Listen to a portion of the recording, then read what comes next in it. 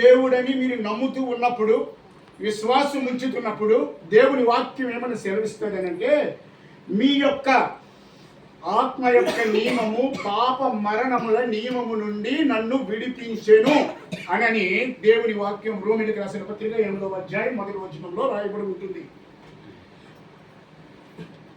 పాప మరణముల నియమము నుండి విడిపించెను అంటే ఈ లోకంలో మానవుడు మనం బ్రతుకుతున్నది, లోకంలో జీవిస్తున్నప్పుడు పాపము చేత పట్టబడి పాపము చేత మనం వెళుతున్న వాళ్ళమే. అయితే బాబు కొంచెం కొంచెం కొంచెం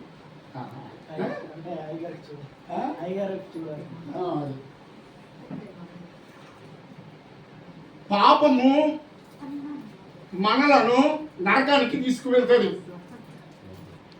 పాపము చేస్తే నరకానికి వెళ్ళిపోతాం. అయితే ఆ పాపము చేసిన వాడిని నరకము నుండి తప్పించగలిగిన దేవుడు ఒక యేసుక్రీస్తు ప్రభువారు మాత్రమే. హల్లెలూయా, దేవుని స్తోత్రం. హల్లెలూయా. యేసుక్రీస్తు ప్రభువారు మాత్రమే పాపముల నుండి విడిపించగలిగిన దేవుడు.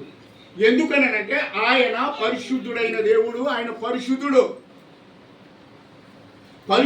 కాబట్టి పాపములు క్షమించే పరిస్థితి లేకపోతే క్షమాపణ ఇచ్చే దేవాది దేవుడు ఆయన.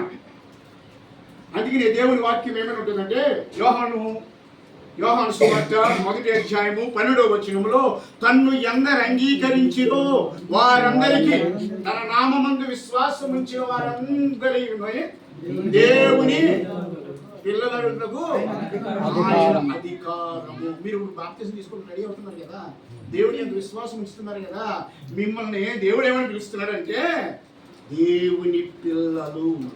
ఆమేన్, ఆమేన్, ఆమేన్. దేవుని పిల్లలు. ఎంతవరకు లోహంలో ఉంటున్నాం కాబట్టి ఆడి పిల్లలు. ఎవరి పిల్లలు? సాధారణ పిల్లలు. ఎందుకనంటే లోకంలో అన్ని చేసుకుని వచ్చాక. ఏమండి సినిమా చూసారా లేదా?